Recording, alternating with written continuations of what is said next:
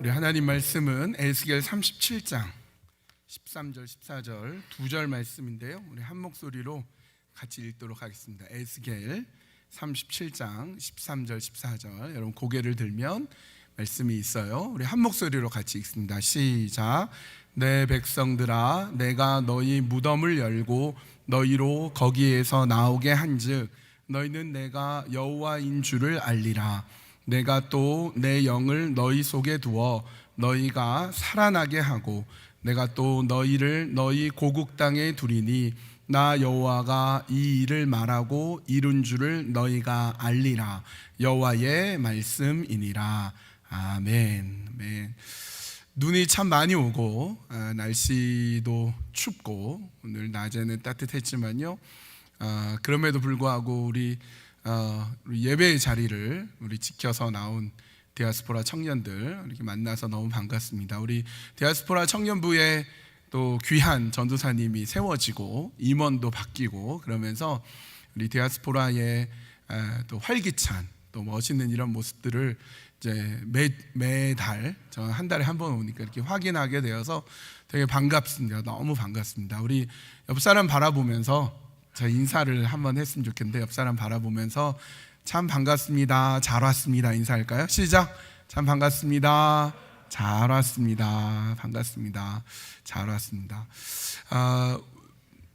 오늘은 에스겔 37장 13절 14절 말씀 가지고 비전의 사람 에스겔, 비전의 사람 에스겔이라는 제목으로 하나님 말씀을 같이 나누겠습니다.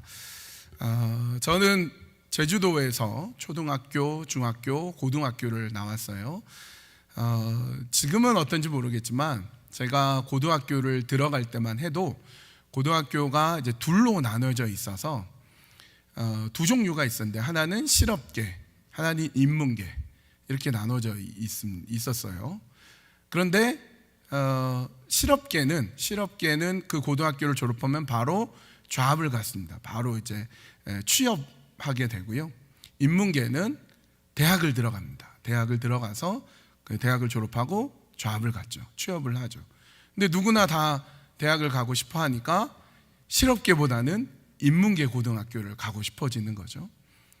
그런데 이렇게 뭐 아무렇게나 혹은 뭐 이렇게 뽑아서 가는 게 아니라 성적 순으로 갑니다. 성적 순으로. 성적이 좋아야 인문계 고등학교를 가고, 성적이 나쁘면 이제 실업계 고등학교를 가고 그랬어요. 반에서 한 10등 안에는 들어야 안전하게 인문계 고등학교는 가고, 그 바깥으로 되면 이제 실업계 고등학교를 가서 취업 전선으로 가고, 이렇게 했었어요. 지금은 어떤지 모르는데 예전에 그랬거든요. 저는 인문계로 갔습니다. 공부를 잘해서가 아니라 인문계로 갔어요. 그리고 이제 대학을 가고 그랬는데, 제 친구 중에 하나가 공부를 잘하는 친구인데 어떻게 이렇게 고등학교 입시 시험에서 떨어져 가지고, 근데 실업계는 가고 싶지 않고 그래서 재수를 합니다. 재수란 1년 동안 다시 공부하는 거죠. 1년 동안 다시 공부해서 이제 인문계로 들어갔어요. 그러다 보니까 친구들보다 1년이 늦어졌어요.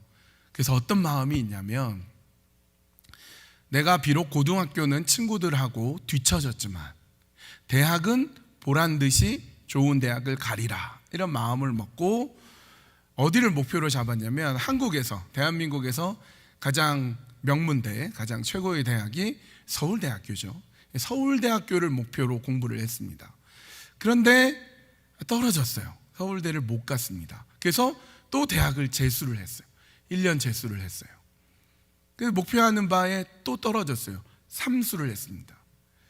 그리고 이제 군대를 갔어요. 군대를 갔다 오면 약간 이렇게 머리가 이렇게 좀 굳어버리거든요. 다시 공부를 했는데 또 떨어졌어요. 그래서 4수를 했습니다. 또 공부를 했는데 또 떨어졌어요. 5수를 했어요. 그렇게 무려 10수를 했습니다. 10수. 10년 동안 대학이 뭐라고, 대학을 들어가려고, 그 소위 명문대를 들어가려고 10년 동안 떨어지고 또 공부하고 떨어지고 또 공부하고 그렇게 살았어요. 이 친구의 현실은 매우 절망적이었어요. 꿈은 굉장히 높은데 이상은 굉장히 높은데 현실은 계속 떨어지고 계속 낙담하는 그런 현실에 있었던 정말 안타까운 그런 현실을 살아갔습니다. 제가 이제 청년부에서 여러분과 함께 한 달에 한 번을 말씀을 나누면서 올해 들어서는 꿈에 대해서, 비전에 대해서, 성경에 나오는 사람들 중에 비전의 사람들에 대해서 말씀을 나누고 있습니다. 다 잊어버려도 괜찮아요. 말씀을 듣다가 한 구절이 내 마음에 다가오고, 말씀을 듣다가 어떤 부분이 이렇게 교훈이 있고, 그게 중요하니까 뭐 누가 나왔고 어떤 내용이 기억 못해도 꿈을 갖자, 비전을 품자, 그건 하나는 기억했으면 좋겠어요. 근데 이렇게 생각할 수 있죠. 아니 목사님 꿈 가지라고, 비전 가지라고 하는데 비전은 참 높은데, 꿈은 참 높은데 현실은 악몽 같아요. 현실은 너무 어려워요. 어떻게 하면 좋아요? 이런 마음이 우리한테 있을 수 있죠.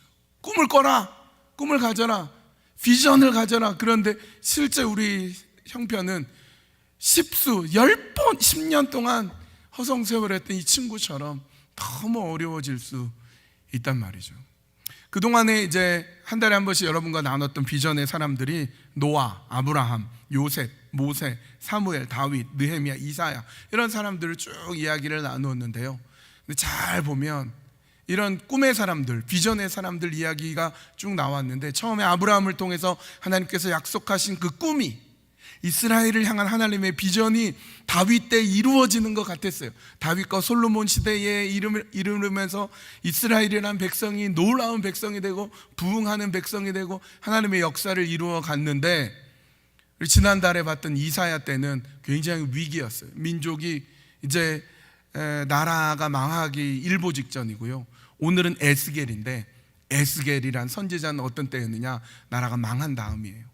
전쟁이 나서 1차 전쟁, 2차 전쟁, 3차 전쟁에 나서 나라가 완전히 초토화가 되고 사람들은 노예가 되어가지고 끌려가서 바벨론이란 나라에 끌려가가지고 비참한 노예 생활을 하는 그때예요.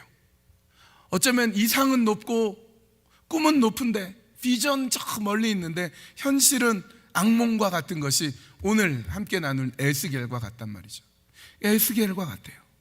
에스겔 선지자는 어떤 사람이냐면 예루살렘 성전에 제사장이 있는데, 오늘날로 치면 목사 같은 사람이겠죠. 목사, 장로 같은 사람이 제사장인데, 부시라는 사람이 제사장인데 그의 아들이었어요.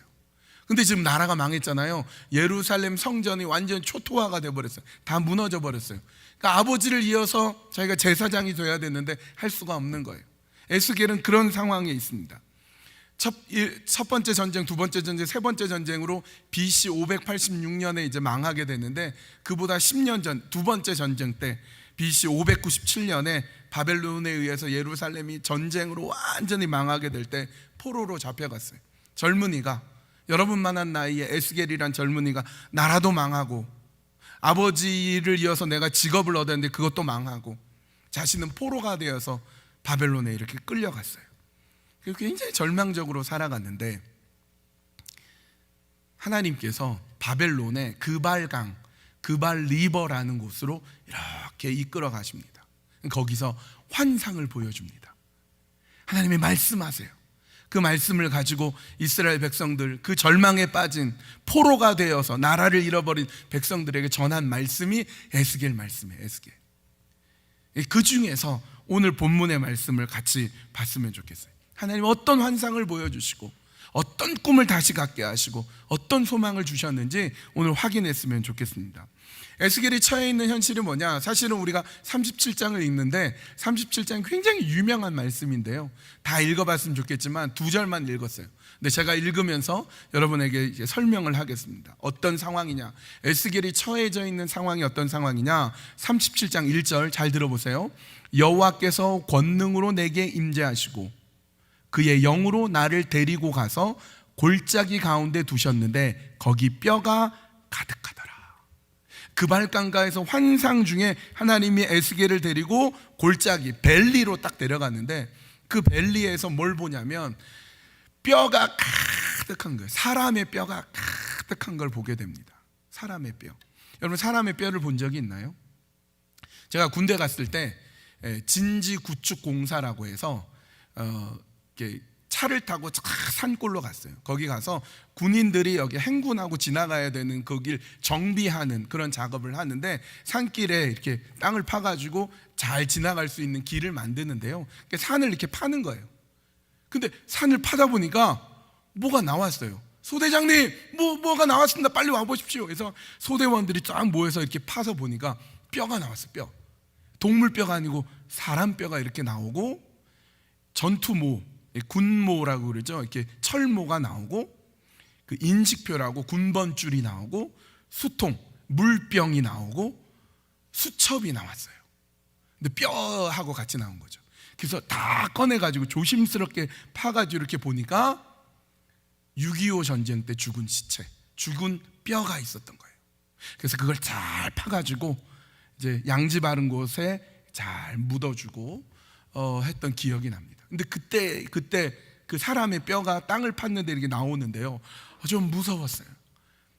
뼈가 나왔는데 해골이 나오고, 그 다음에 이제 뭐 인식표 같은 것도 나오고 수첩 이런 거 나오는데, 6.25 전쟁, 이제 1950년대에 이렇게 사람이 이렇게 싸우다가 전쟁으로 죽었구나. 숙연한 마음이 들고, 무서운 마음이 들고, 안타까운 마음이 들었는데, 에스겔이 골짜기에 갔는데 뼈들이 가득한 거예요. 저는 그때 한 사람의 뼈만 봤는데 수많은 뼈들이 있었으면 얼마나 무섭고 얼마나 끔찍했겠어요. 그게 바로 이스라엘의 현실이에요. 이스라엘이란 민족이 처해 있는 현실이 뼈들로 가득 차 있는 현실이란 말이죠. 2절 이렇게 되어 있습니다. 나를 그 뼈 사방으로 지나가게 하시기로 본즉 그 골짜기 지면에 뼈가 심이 많고 아주 말랐더라. 뼈가 많이 있는데 그 뼈는 말라있는 뼈입니다. 아주 드라이해져 있는 뼈인데요, 그 말은 뭐예요? 오래된 뼈죠. 아주 오래되어 있는 뼈들이 쫙 이렇게 있는 거예요. 무너져버린, 절망에 빠진 이스라엘의 현실을 보여주고 있는 거예요. 하나님께서 에스겔을 통해서 이렇게 이스라엘은 완전히 망했고 완전히 다 죽고야 말았다. 과연 이 이스라엘은 어떻게 할 것이냐? 하나님께서 에스겔에게 이렇게 묻습니다. 3절 그가 내게 이르시되 인자야 에스겔아 이 뼈들이 능히 살 수 있겠느냐 하시기로 내가 대답하되 주 여호와여 주께서 아시나이다. 하나님 뭐라고 하냐면, 에스겔아 뭐가 보이니? 뼈인데요, 뼈가 엄청나게 있네요. 그것도 말라있는 뼈들이 가득 차 있네요. 그래, 잘 봤다. 그 뼈들이 살아날까? 여러분 어떻게 생각하십니까? 뼈들이 살아날 수 있을까요? 못 살아나죠. 근데 하나님이 물으실 때는 뭔가 의미가 있는 거예요. 그래서 에스겔이 못 살아났는데 이렇게는 대답 못하고, 그렇다고 차마 살아납니다, 안 살아날 게 뻔한데 살아납니다 이렇게도 말도 못하는 거예요. 이렇게 곤란하게 하나님 질문하실 때 이렇게 대답하면 좋아요. 주님이 아십니다, 하나님이 아십니다 이렇게 대답하면 좋아요. 예수님이 베드로를 만났을 때, 부활하신 예수님이 베드로를 만났을 때 베드로야 네가 나를 사랑하느냐 이렇게 묻잖아요. 베드로가 예 주님 사랑합니다 라고 하기엔 3번 배신했고, 아니요 주님 사랑하지 않아요 라고 차마 말은 못할 때 그때 뭐라고 대답하죠? 베드로야 네가 나를 사랑하느냐 물으니까 주님이 아십니다, 주님이 아십니다 이렇게 대답하는 게 되게 지혜로운 대답이죠. 에스겔한테 물어봐요. 이 뼈들이 살아나겠느냐? 하나님, 에스겔이 뭐라고 대답하냐면 주님이 아십니다, 주님이 아세요. 그래 됐다. 그리고는 어떻게 얘기해 주시느냐? 살아난다, 살아난다. 죽어있는 그 뼈들이, 말라있는 그 뼈들이 살아난다. 어떻게 살아날 것이냐? 어떻게 살아날 것이냐? 4절은 이렇게 돼 있어요. 또 내게 이르시되 너는 이 모든 뼈에게 대언하여 이르기를 너희 마른 뼈들아 여호와의 말씀을 들을지어다. 뼈인데요, 그것도 말라있는 쫙 뼈들이 있는데 어떻게 살아나느냐? 첫 번째는 말씀으로 살아난다는 거예요. 하나님의 말씀이 심지어 죽은 뼈들도 살려낸다는 겁니다. 말씀을 전하기만 했는데, 대언, 그러니까 하나님의 말씀을 주시고 그걸 대신 전하기만 했는데 뼈들이 살아난다는 거예요. 여러분 하나님의 말씀은 우리를 살립니다. 내 영혼이 다 죽어있고 절망해 있고 현실은 악몽과 같아도 하나님의 말씀이 있으면 살아납니다. 하나님의 말씀은 살았고 운동력이 있어 좌우의 날선 어떤 것보다도 예리하여 우리의 영과 혼과 골수와 관절을 찔러 쪼개기까지 하여 우리의 마음과 생각을 감찰하신다고 하셨어요. 주의 말씀은 내 발의 길이요 내 길의 빛이니이다. 하나님의 말씀은 우리를 살린단 말이죠. 여러분, 아프리카가 지난 50년 동안 엄청나게 부흥했습니다. IBMR이라고 International Bulletin of Missionary Research라는 기관을 통해 가지고 통계를 냈는데요, 아프리카 기독교인이 현재 4억 1,700만 명인 거예요. 50년 동안, 지난 50년 전에 비해서 708%가 성장했습니다. 매해 2.4% 성장률. 외국인 선교사가 9만 6천 명이 아프리카에 들어가 있고요, 아프리카의 교회가 55만 2천 개가 세워졌습니다. 어떻게 아프리카라는 땅에 교회들이 계속 세워지고 수많은 사람들이 주님께 돌아왔느냐? 이유는 딱 한 가지, 말씀. 살아있는 하나님의 말씀이 아프리카에 소망을 주고, 그 가난하고 그 핍박받고 그 어려운 땅에 하나님의 말씀이 살아계시니까 회심의 역사가 일어나고 예수 그리스도 그 피 묻은 복음이 전달이 되니까 곳곳마다 교회가 세워지고 곳곳마다 하나님께 돌아오는 역사가 일어나게 됩니다. 하나님의 말씀이 한 나라뿐만 아니라 한 대륙을 다 살린단 말이죠. 탄자니아, 루안다, 에티오피아를 거쳐서 지금은 케냐 선교사로 있는 저의 신학대학원 후배이지만 선배인 분이 있어요. 나이는 저보다 많은 형님이 계신데, 이분이 이제 페이스북 친구니까 아프리카의 얘기들을 막 올리는데요, 며칠 전에 아프리카 케냐에 있는 어떤 교회에서 예배 드린 얘기를 이게 사진하고 이렇게 글을 올리는데, 예배가 3시간 반 동안 한대요. 3시간 반. 우리는 뭐 1시간, 길어야 1시간 반 예배잖아요. 그런데 아프리카는 3시간 반 예배를 해요. 2시간 찬양하고 1시간 설교하고 30분 교제하고. 그런데도 집에 안 가고 가득가득 모여있대요. 수많은 교회들을 세우고, 한국 선교사인데 수많은 교회들을 세우고 신학교를 세우고 사람들이 막 몰려든대요. 이유는 한 가지, 말씀. 하나님의 말씀, 살아계신 하나님의 말씀이 그 사람들에게 소망을 준단 말이죠.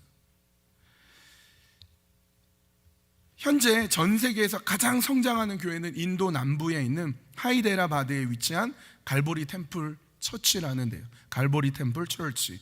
2005년에 25명으로 시작한 교회가 2020년에 22만 명이래요. 매달 3,000명의 새로운 새신자가 들어오고, 교회당이 되게 커요. 4만 명이 들어갈 수 있는 예배당에 주일마다 예배를 오후까지 예배를 드립니다. 꽉꽉 차요. 어떻게 이렇게 수많은 사람들이 모여드느냐? 그 담임 목사님한테 물어봤어요. 네, 교회 성장 프로그램 안 써요. 무슨 교회 성장하는 무슨 프로그램, 뭐 대단한 프로그램 이런 거 안 하고 십자가 복음만 전한다는 거예요. 그 담임 목사가 사티시 쿠마르 목사인데요, 십자가 중심의 복음적 메시지, 복음주의 운동을 할 뿐입니다. 예배가 2시간 정도가 있는데 설교를 1시간에서 1시간 10분 하는데요, 십자가 설교만 한다는 거예요. 십자가만 얘기해요. 복음만 선포하는데 사람들이 몰려들어요. 왜요? 말씀이 살아계셔서. 영혼들을 살리기 때문에 그렇습니다. 중국통 함태경 기자가 쓴 알았던 선교, 몰랐던 중국이란 책을 보니까요, 20년 동안 중화권 사역에 대해서 어떤 식으로 변천됐느냐, 크리스천들이 중국에 1949년도에는 70만 명이었는데 2002년도에 1600만 명, 지난 2015년에는 1억 3천만 명이 그리스도인이 됐어요. 중국은 삼자교회라고 있어요. 정부에서 컨트롤하는 교회, 삼자교회, 삼자 세 가지가 있어요. 자치, 자강, 자전. 그래서 그 교회가 컨트롤을 하는데, 그 교회보다 지하교회, 소위 가정교회에 사람들이 미어 터진다는 거예요. 잡아갈 수도 있고 금지시킬 수도 있는데, 말씀 때문에, 복음 때문에, 십자가 때문에 모이고 또 모인단 말이죠. 남미, 라틴 아메리카가 엄청나게 교회가 성장합니다. 콜롬비아, 브라질 이런 데서 말씀이 강조되고 성령이 강조되면서 말씀 사역, 복음 사역으로 교회들이 계속 커나갑니다. 우리나라가 1980년대에 복음이 왕성하게 선포되었을 때 나라도 막 부흥했어요. 나라도 경제적으로도 막 살아나기 시작하고요, 나라도 막 흥왕하기 시작하는 거예요. 복음이 살아계실 때 그와 같은 일이 벌어집니다. 마른 뼈와 같았는데 거기에 말씀이 선포가 되면, 복음이 선포가 되면 살아납니다. 여러분, 지금도 소망이 없다, 다 끝났다 하지 마십시오. 말씀이 살아계시면, 말씀이 역사하면 살아나게 될 줄로 믿습니다. 이럴 때는 아멘을 한번 해주면, 그렇죠? 말씀이 계시면 살아날 줄 믿습니다. 아멘, 아멘. 두 번째, 어떻게 마른 뼈가 살아날 것이냐? 5절, 주 여호와께서 이 뼈들에게 이같이 말씀하시기를 내가 생기를 너희에게 들어가게 하리니 너희가 살아나리라. 생기, 하나님의 호흡, 다른 말로 하면 성령이에요. 성령. 성령의 바람이 들어가면 살아납니다. 여러분, 말씀으로 살아나는데요, 그 말씀에 성령이 반드시 있어야 돼요. 때로는요, 말씀이 선포되고 분명히 말씀이 있는데 냉랭할 때가 있어요. 성령의 역사가 없으면 똑같은 말씀을 읽으면서도 어떤 사람은 성령의 역사가 없으니까 그냥 냉랭하게 그냥 아무 느낌 없이 읽는다면, 어떤 사람은 말씀 한 구절 한 구절이 은혜로 다가와요. 성령의 역사가 있습니다. 그러니까 여러분이 성경을 읽을 때도, 예배를 드릴 때도 성령이 나를 사로잡아 주시고 성령이 내 가운데 역사해 주십시오. 기도하면서 성경 읽어야죠. 읽어야죠. 어느 스님이 불교 경전을 너무 읽고 싶은데 불교 경전이 서구에 다 빼앗겼어요. 특히 프랑스가 이게 많이 뺏어갔거든요. 그래서 이분이 불교 경전, 불교 바이블을 공부하려면 프랑스로 유학을 가야 되는 거예요. 소르본느 대학을 가고 프랑스에 있는 수도원에 가면 거기 이제 도서관에 불교 경전이나 이런 것들이 있으니까 그걸 읽기 위해서 학생이 되는 거예요. 신학생이 된 거예요, 스님이. 그래서 수도원에 들어가서 똑같이 수도사들하고 똑같이 새벽 기도하고 성경 읽고 예배 드리고 그리고 불교 경전 꺼내서 공부하고 이렇게 되게 오랫동안, 몇 년 동안 그렇게 성경을 봤대요. 근데 이 스님이 뭐라고 하냐면, 저는 성경을 읽으면 읽을수록 아무리 읽어도 안 믿어집니다, 그러다는 거예요. 아무리 성경을 읽어도 안 믿어진다는 거예요. 왜죠? 똑같은 성경을 읽어도 성령의 감동이 없으니까 안 읽어지는 거예요. 안 읽어져요. 이게 감동이 오지 않아요. 안 믿어지는 거죠. 근데 오늘날 기독교인들, 오늘날 한국 기독교인들, 오늘날 여러분은 어때요? 성경을 읽지도 않으면서 믿어버려요. 성경 읽지도 않는데 그냥 믿어버리는 거예요. 여러분, 우리가 하나님의 말씀이 선포되고 복음이 선포되는데 믿어지고 감동이 되는 것은요, 성령의 역사예요. 성령이 우리를 사로잡을 때 그와 같은 역사가 일어나게 되는 거예요. 말씀이 선포가 됩니다, 마른 뼈들에게. 그리고 생기가, 성령이 들어가니까 살아나요. 하나님이 그렇게 얘기한 거예요. 에스겔아, 그렇게 해라. 그랬더니 10절 잘 들어보세요. 이에 내가 그 명령대로 대언하였더니 생기가 그들에게 들어가매 그들이 곧 살아나서 일어나서는데 극히 큰 군대더라. 군대더라. 어떻게 마른 뼈들이 살아날까? 말씀이 있을 때, 성령이 있을 때 살아났는데요, 더 중요한 게 있어요. 하나님께서 에스겔에게 대언하라고 했어요. 에스겔이요, 그 얘기를 듣고, 아이고 하나님, 뼈인데 어떻게 살아나요? 살아날 수 없어요. 저 안 할래요. 그러면 아무 일도 일어나지 않아요. 그런데 에스겔이요, 예, 한번 해보겠습니다. 자, 하나님 믿습니다, 해보겠습니다 하고 뼈들한테 설교한 거예요. 뼈들아 일어나라, 하나님 말씀하신다, 너희들 일어나라. 그든 뼈들이요 살아납니다. 되게 신기해요. 37장 7절, 이에 내가 명령을 따라 대언하니 대언할 때 소리가 나고 움직이며 이 뼈 저 뼈가 들어맞아 뼈들이 서로 연결되더라. 내가 또 보니 그 뼈에 힘줄이 생기고 살이 오르며 그 위에 가죽이 덮이나 그 속에 생기는 없더라. 뼈들이요 툭툭툭 맞고 막 핏줄이 나오고 살이 막 나오는 거예요. 물론 이게 환상입니다. 하나님께서 이 일을 통해서 보여주시고자 하는 뜻이 있는 거예요. 근데 그는 환상으로 보는 거예요. 막 살아나는 거예요. 근데 아직까지는 그 약간 좀비 같은 이런 느낌이에요. 영혼이 없어요. 그런데 계속 말씀을 전하니까 또 내게 이르시되 인자야 너는 생기를 향하여 대언하라. 생기에게 대언하여 이르기를 주 여호와께서 이같이 말씀하시기를 생기야 사방에서부터 와서 이 죽음을 당한 자에게 불어서 살아나게 하라 하셨다 하라. 이에 내가 그 명령대로 대언하였더니 생기가 그들에게 들어가매 그들이 곧 살아나서 일어나 섰는데 극히 큰 군대더라. 일어나 선단 말이죠. 살아난단 말이죠. 어떻게 할 때에? 순종할 때에. 불가능하다, 어렵다, 안 된다 말하지 마십시오.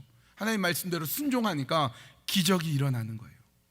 그리고 하나님께서 이 환상을 보여주면서 무슨 말씀을 하시느냐, 여러분 PPT로 다시 한번 보여주십시오. 오늘 본문 말씀 다시 한번 읽어볼게요. 13절 14절 시작. 내 백성들아 내가 너희 무덤을 열고 너희로 거기에서 나오게 한즉 너희는 내가 여호와인 줄을 알리라. 내가 또 내 영을 너희 속에 두어 너희가 살아나게 하고 내가 또 너희를 너희 고국 땅에 두리니 나 여호와가 이 일을 말하고 이룬 줄을 너희가 알리라. 여호와의 말씀이니라. 할렐루야. 아멘. 무덤을 내가 열고 말겠다. 무덤엔 뭐가 있어? 뼈만 있고 죽음만 있고 시체만 있는데 무덤을 열고 다시 살아나게 하겠다. 너희 고국으로, 너희 조국으로 망해버리고 전쟁이 나가지고 다 피폐해버린 그곳으로 다시 돌아가게 하리라. 하나님 말씀하시고요, 그것을 이루어 주십니다. 실제로 하나님께서 그것을 이루어 주세요. 에스겔은 망한 나라에 태어났지만 결국 하나님께서 다시 그 나라를 세워주시는 것을 봤어요. 그래서 에스겔 말씀은요, 소망의 말씀이에요. 가장 절망적일 때 가장 소망의 얘기를 보여줘요. 어떤 걸 보여주느냐? 예배의 회복을 보여줘요. 물이 바다 덮음같이 여호와를 인정하는 것이 온 땅 가운데 충만하리라, 충만하리라 보여주신단 말이죠. 제가 예전에 인도 선교를 갔을 때 한 15명 청년들 데리고 갔어요. 겨울에 갔는데 많이는 못 데려가고 15명 데리고 가서 2주 동안 주로 북부 지역을 이렇게 갔는데, 여러분 타지마할이라고 들어보셨죠? 타지마할이 있는 지역이 아그라라는 도시인데요, 아그라라는 도시에 타지마할도 보고 이렇게 쭉 지내다가 이제 기차 타고 다음 도시로 가야 됐는데 시간이 한참 남았어요. 그래서 제가 팀원들한테 좀 쉬어라, 잘 사람은 자고 놀 사람은 놀고 좀 쉬었다가 이제 기차 시간 되면 챙겨가지고 가자. 그리고 저 시간이 남았잖아요. 이제 뭘 할까 그러다가 숙소 옥상으로 딱 올라갔어요. 옥상에 올라가니까 저쪽에 타지마할이 보이고 저쪽에 이제 붉은 성이라고 아그라 성이 보여요. 참 멋있더라고요. 고대 도시 인도의 아그라라는 도시, 그게 쫙 보이는데 교회가 한 군데도 보이지가 않아요. 그래서 그 옥상에서, 넓은 옥상이거든요, 거기서 뱅글뱅글 돌면서 혼자 찬양을 해요. 물이 바다 덮음같이 여호와의 영광을 인정하는 것이 온 세상 가득하리라. 혼자 막 찬양하고, 이 땅의 황무함을 보소서 하늘의 아버지, 막 찬양하고 기도하고 찬양하고 기도하면서, 하나님 이 아그라 땅에 교회가 하나도 없어요. 왜냐하면 거기가 이제 주로 힌두교, 99% 힌두교거든요. 막 기도하면서 찬양하는데 갑자기 옥상 위로 머리가 하나 탁 튀어나오는 거예요. 혼자 찬양하고 기도하고 깜짝 놀라서 봤더니 팀장이 딱 올라오는 거예요. 너 왜 올라오냐 했더니 목사님 찾으러 왔어요. 왜, 무슨 일이 있냐? 아니요, 목사님이 안 보여서요. 목사님 뭐 하세요? 그래서 여차저차해서 내가 이 땅을 놓고 기도하고 찬양하고 있어. 그랬더니 목사님 저도 같이 해요. 그래서 둘이서 손잡고 찬양하고 기도하고. 옛날 얘기예요, 옛날. 그런데 오늘 설교에도 얘기했지만 인도에서 부흥이 일어난단 말이죠. 세계에서 가장 큰 교회가 일어나고 곳곳에서 여호와의 이름을 부르는 사람들이 일어나고 놀라운 역사가 일어납니다. 에스겔에게 그런 환상을 보여주고 그런 회복의 말씀을 보여줍니다. 또 어떤 걸 보여줍니까? 에스겔 47장 제일 뒤에 가면요, 강물 환상을 보여주는데, 강물이 이렇게 흘러요. 처음에는 발목에 있다가 좀 있다가 무릎까지 물이 찼다가 좀 있다가 허리까지 찼다가 강물이 넘쳐서 헤엄치지 못할 큰 강물이 됩니다. 회복될 것이다. 성령의 역사가 일어날 것이다. 하나님의 역사를 보여주실 것이다. 그렇게 에스겔을 통해서 하나님께서 회복을 보여주시는 거예요. 여러분, 끝났다고 말하지 마십시오. 다 끝났어, 나 포기할 거야 말하지 마십시오. 하나님은 회복시켜 주십니다. 다시 꿈을 꿉시다. 다시 비전을 가졌으면 좋겠어요. 느헤미야에게 조국에 대한 꿈을 꾸게 하시고, 이사야에게 메시아의 비전을 보여주시고, 에스겔에게 마른 뼈가 살아나는 환상을 보여주신 하나님이 오늘 우리에게 동일한 꿈을 꾸게 해주실 것입니다. 말씀을 마치겠습니다. 설교를 준비하면서 이번 주는 참 많이 괜히 마음이 좀 다운되더라고요. 여러분은 어떻게 조국 대한민국의 모습들을 보고 있습니까? 여러분 다 아시겠지만 2014년 4월 16일에 세월호가 수학여행을 가던 학생들을 태운 세월호가 바닷속에 빠지면서 300명 넘는 사람이 죽거나 실종되거나 그런 일이 있었어요. 그때 저는 미국에 있으면서 그 소식을 들었는데, 안산에 있는 단원고 학생들이었거든요. 제가 안산에서 7년 동안 사역을 했습니다. 단원고를 잘 알아요. 제가 가르쳤던 학생은 물론 없었지만, 근데 제가 가르쳤던 성도님들, 가르쳤던 청년들의 동생들, 가족들이란 말이죠. 얼마나 울었는지 몰라요. 하나님, 도대체 이런 일이 왜 있어야 됩니까? 왜 이런 일이 있어야 됩니까? 저도 청년부를 오래 했기 때문에 청년들이 이해가 안 가는 거예요. 하나님 계시다면 왜 이런 일이 있습니까? 저도 이해가 너무 안 갔어요. 근데 청년들하고 말씀을 나누고 기도하면서 하나님께서 주신 환상이랄까, 어떤 그림이랄까, 이게 있는데요. 그 뱃속에서 수장되어 가는, 물속에서 죽어가는 그 고등학생들과 함께 예수님이 같이 계시는 모습들이 자꾸 보이는 거예요. 그래서 얼마나 울었는지 몰라요. 아, 예수님이 그곳에 함께 있구나, 함께 있구나. 이번에는 이태원에서 참사가 벌어졌죠. 여러분만한 나이에 젊은이들이 놀러 갔다가, 즐기러 갔다가 생각지도 못한 어떤 도시 안에서 그런 일이 벌어질 수 있을까, 너무나 가슴 아픈 일이 벌어졌어요. 이해가 안 되고, 도대체 어떻게 이렇게 해야 되느냐, 우리나라는 어떻게 될까, 너무나 염려가 많습니다. 그런데 여러분, 우리 그렇게 기도했으면 좋겠어요. 부상자들, 실종자들, 그 가족들 하나님 위로해 주십시오. 하나님께서 그들을 품어 주십시오. 그들을 회복시켜 주십시오. 하나님 안아주십시오. 복음이 살아계셔서, 말씀이 살아계셔서 그들을 일으켜 주십시오. 치유해 주시고 회복시켜 주십시오. 죽거나 다친 분들, 우리도 충분히 그럴 수 있었잖아요. 사람들이 많이 모인 데서 그럴 수 있는데, 그들을 비난하고 손가락질하기보다 한 영혼이라도 건지시려는 그 아버지의 마음을 주십시오. 아버지의 마음을 주십시오. 그 영혼들을 품어 주십시오. 절망에 빠진 사람들을 위로해 주십시오. 지혜롭게 우리나라가 이 어려움을 이겨내게 해 주십시오. 여러분, 그렇게 기도했으면 좋겠어요. 다 이해할 수 없지만, 다 해석이 안 되지만, 그러나 끝났다고 하지 마십시오. 오늘 말씀을 통해 무덤 문을 열고 다 죽은 뼈들을 살리시는 그 하나님, 끝이 아니다. 내가 다시 살릴 것이다. 다시 일으키실 것이다. 그 소망의 말씀을 붙잡았으면 좋겠어요. 여러분의 개인의 삶은 어떻습니까? 여러분의 각자의 꿈은 어때요? 여러분의 꿈을 한번 점검해 봅시다. 다 끝났다고 생각합니까? 다 무너졌다고 생각합니까? 그렇지 않아요. 하나님이 말씀하십니다. 아니야, 안 끝났어. 다시 시작할 수 있어. 다시 일어날 수 있어. 여러분, 그 주님을 만났으면 좋겠어요. 성령이 우리 안에 임하시고 다스리실 줄을 믿습니다. 우리 이 찬양 같이 했으면 좋겠습니다. 성령이 오셨네. 허무한 시절 지날 때, 깊은 한숨 내쉴 때 그런 풍경 보시며 탄식하는 분이 있네. 그와 같이 너희를 버려두지 않으리. 내가 너희와 영원히 함께하리라. 성령님, 끝나지 않았습니다. 나에게 소망을 주십시오. 여전히 하나님의 말씀으로 성령님께서 내 삶 가운데 나의 삶을 인도해 주십시오. 여러분, 기도하는 마음으로 이 시간 같이 찬양했으면 좋겠습니다.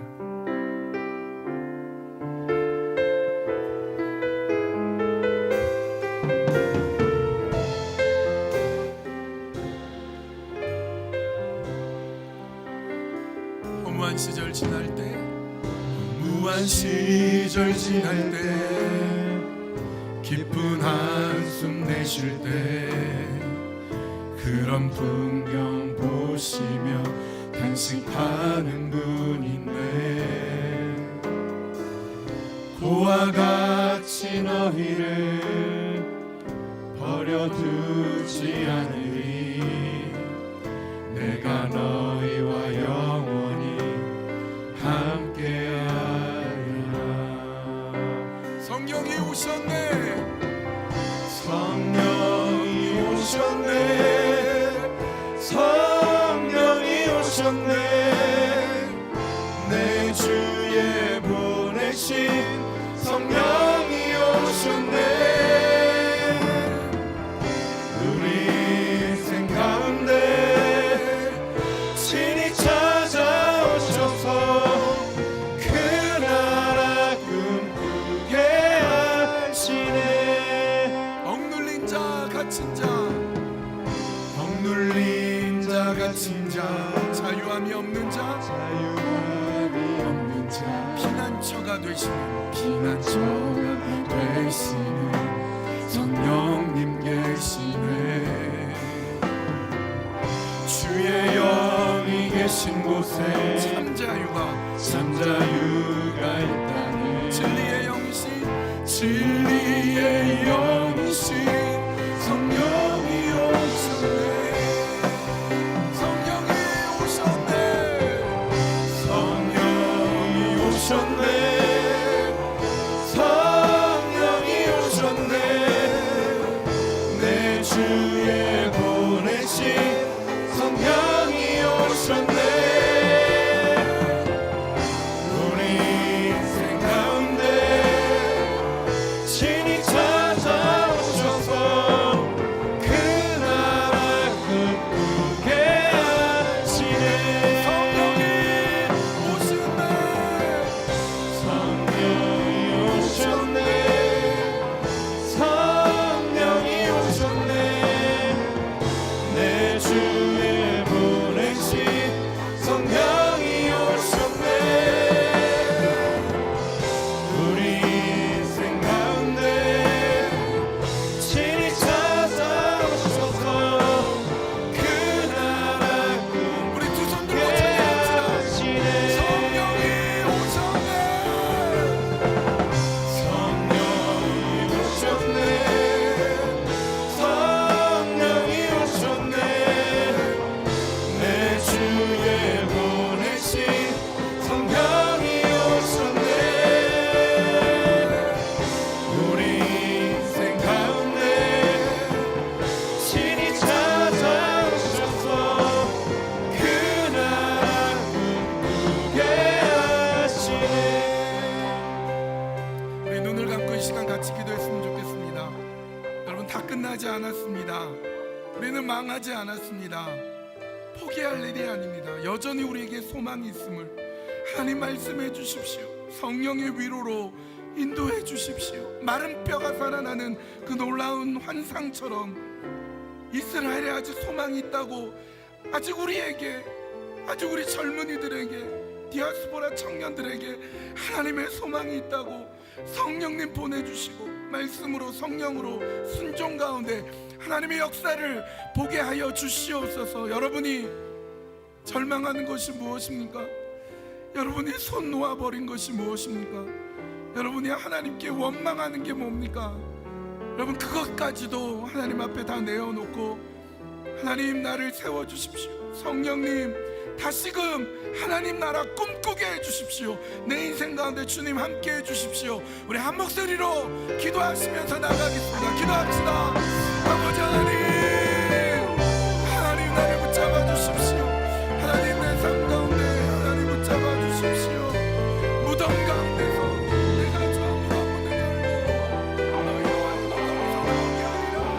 내가 여호와이라. 내 영을 회복해 줄 것이다. 너희가 살아날 것이다. 너희가 너희 구원 땅으로 다시 보낼 것이다. 나 여호와 너희를 보고 내가 이룰 것이다. 주님의 말씀하신 것처럼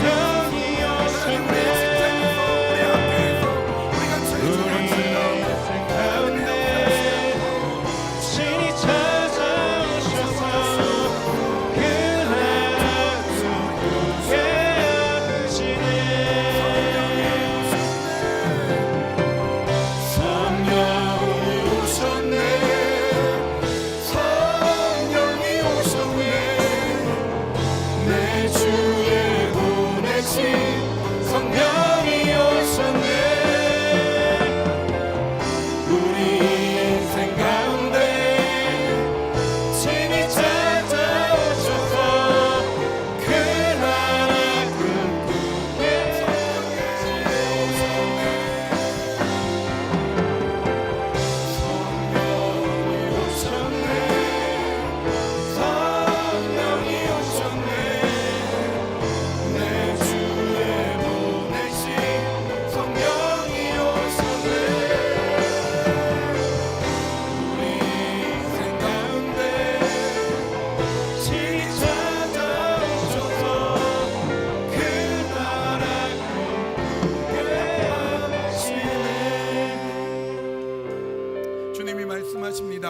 내 백성들아, 내가 너희 무덤을 열고 너희로 거기에서 나오게 한즉 너희는 내가 여호와인 줄을 알리라.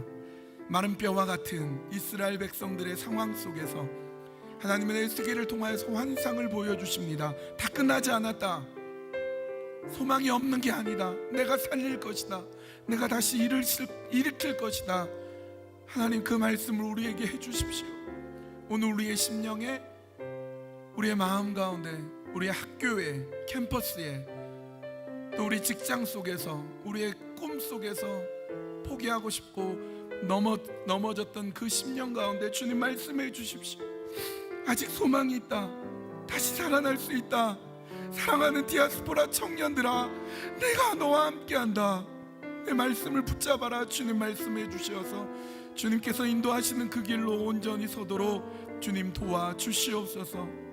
조국 대한민국에서 이태원의 참사를 우리가 확인합니다. 156명의 젊은이들이 죽었고 지금도 중상자가 몇십 명이 됩니다. 너무나 가슴 아픈 일 가운데 하나님, 이것이 왜 있어야 됩니까? 왜 이와 같은 일이 벌어져야 됩니까? 우리가 이해할 수도 없고 하나님의 뜻을 다할 수도 없는 그곳에서 하나님 치유와 회복의 역사가 있게 해주시고, 죽거나 다친 분들, 그 영혼들을 하나님 품어주시고, 절망에 빠진 이들에게 하나님의 소망을 주시고, 성령의 위로를 주시고, 생명의 소중함을 다시금 붙들게 해주시어서 하나님께서 보여주시고 이끌어주시고 친히 주님의 역사로 함께하여 주시옵소서. 온전히 주님께만 맡겨드리오며 예수님의 이름으로 간절히 기도하옵나이다. 아멘.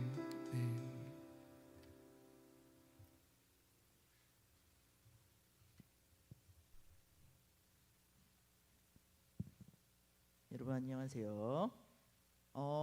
저번 주에 제가 말씀드렸는데 과유불급에 해당 안 되는 게 한 가지 있다고 했는데 기억나시나요? 네. 감사합니다, 전사님. 사랑이죠.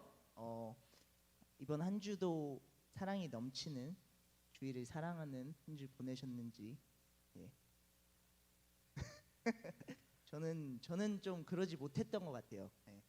근데 그렇지 못했던 순간들이 좀 많고, 근데 이렇게 끝나면은 조금 너무 슬프잖아요. 그래서 여러분들도 그러지 못했던 순간들이 좀 혹시 많았다면 지금 이 시간, 이 기회라고 생각을 합니다.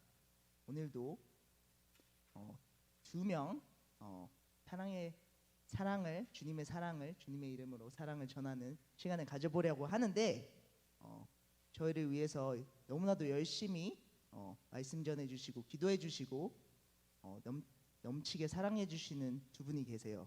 저희 담임 목사님, 남성도 목사님과 또 저희 전도사님, 김경우 전도사님. 저희가 사랑을 표현하는 시간을 가지려고 합니다. 하나 둘 셋 하면은 담임 목사님 먼저, 목사님 주님의 이름으로 사랑합니다. 사랑합니다 할 때 소나트나 자연스럽게 해주시면 됩니다.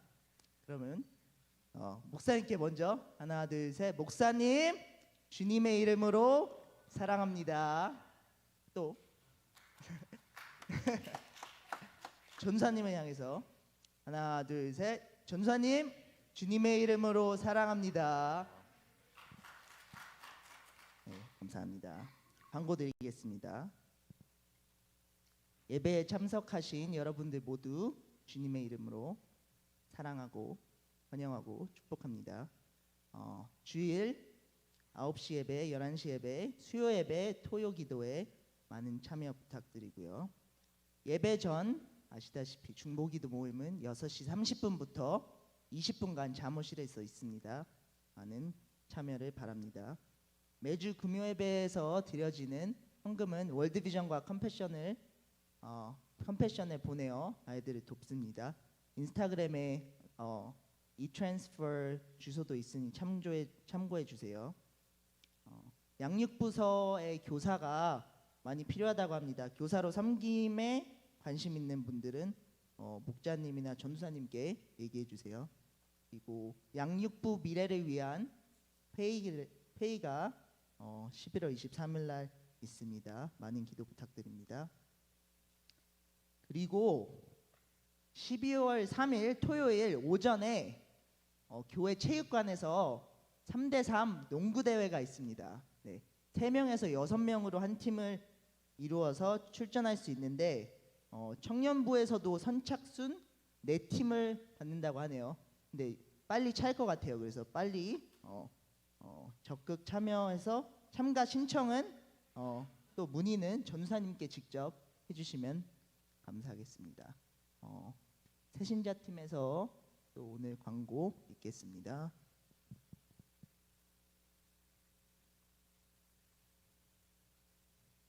네, 안녕하세요. 오늘도 새 가족분들이 예배 자리에 함께 해주셨는데요. 이름 불러드릴 때 잠시 자리에서 일어나 주시면 함께 환영하는 시간 갖도록 하겠습니다. 정소희 자매님, 네, 박수로 환영하겠습니다.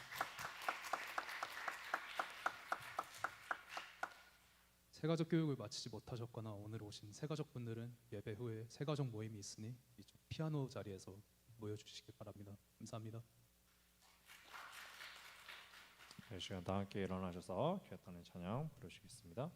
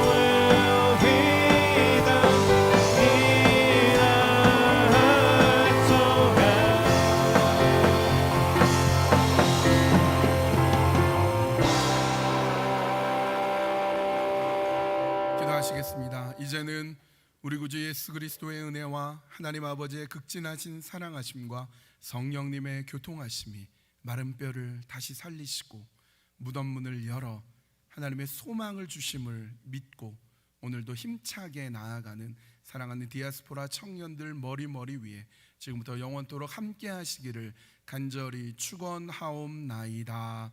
아멘.